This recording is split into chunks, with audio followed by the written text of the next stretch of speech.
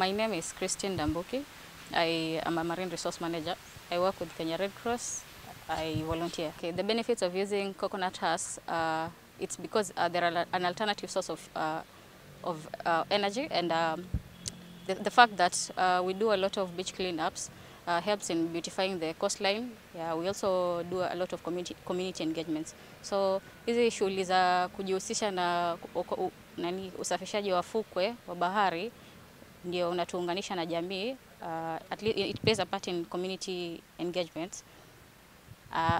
Baadhi ya changamoto tunazozipitia katika uokotaji ni sio kila mtu ana nia na azma ya kujitolea, kwa manake we volunteer hapa.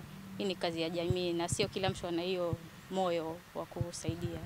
Yes, briquetting actually plays a crucial role in addressing climate change issue.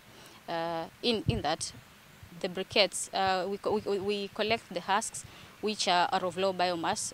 The deformed husks, we use the deformed husks, we burn them, we combust them, without the presence of oxygen, a process called carbonation, and then after that we pass them through the hamamila, we sort them, then the crusher. After crushing, we pass it through the extruder so that we can make our final product, that is the briquette. Yes, it plays a crucial role in climate change because it's an alternative way of doing things rather than cutting down our trees to curb climate change. Yeah, I presume there's a need for the government intervention in supporting scientific research so as to develop alternatives rather than using the coconut husks. We have inland areas of the country which are not enriched with the coconut trees. They're not able to generate coconut, they're not able to access coconut husks. Unlike us who are in the lower coastline regions, we are able to access the husks. Benefits here, husks, actually they don't have that much of they don't have actually the benefit, there's no benefit because we collect them as part of the effort of cleaning our environment, because we can use them we can just use them in porting rather than leaving them along the coastline. Kwa majina naitwa Pataka Ali Mwinyi. Mimi ni mwalimu hapa shule ya Malalani, shule ya msingi ya Malalani. Na ndio mwalimu nahusika na masuala ya mazingira.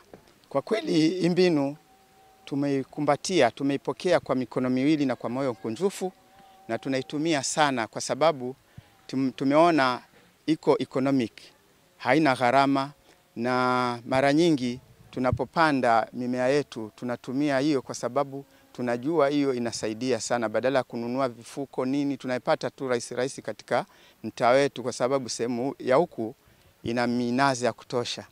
Kwa hivyo hata tugharamiki, ni kuagizia watoto na kufanya hiyo shughuli.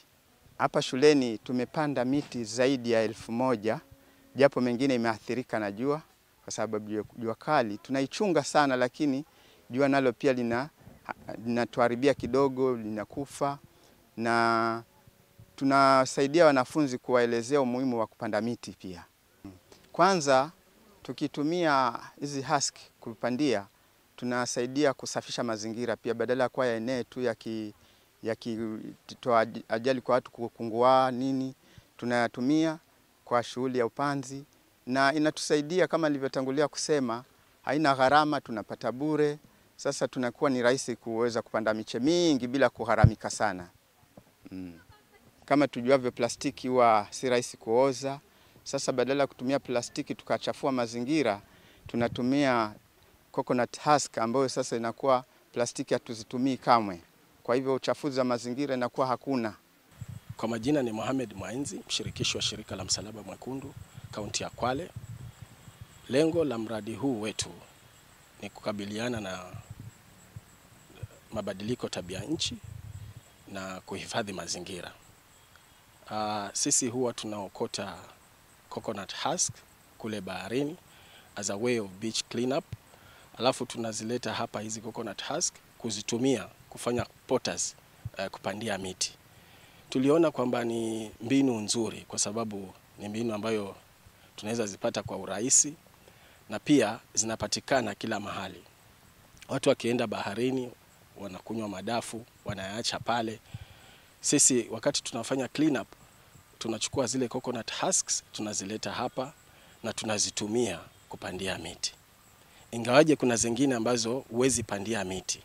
Kwa zile ambazo hatuwezi kupandia miti, sisi huwa tunazitumia kutengeneza makaa ama briquette.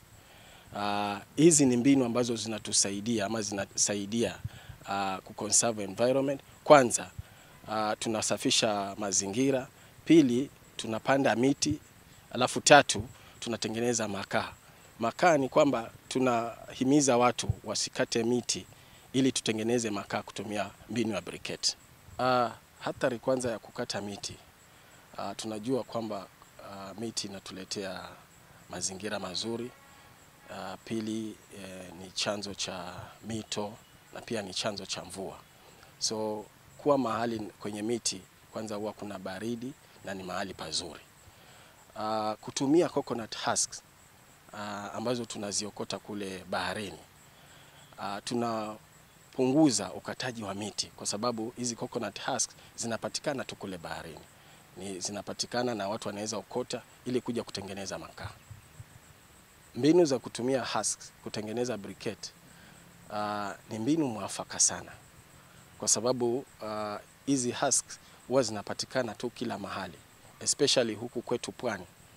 Watu wakikunywa madafu wanaziangusha tu ovyo ovyo. Sasa ni vitu ambavyo vinapatikana kila mahali. Miti kuikata inasababisha ukame.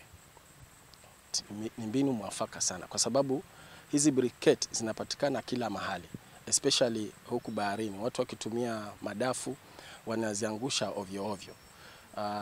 Ingawaje kukata miti kunasababisha ukame.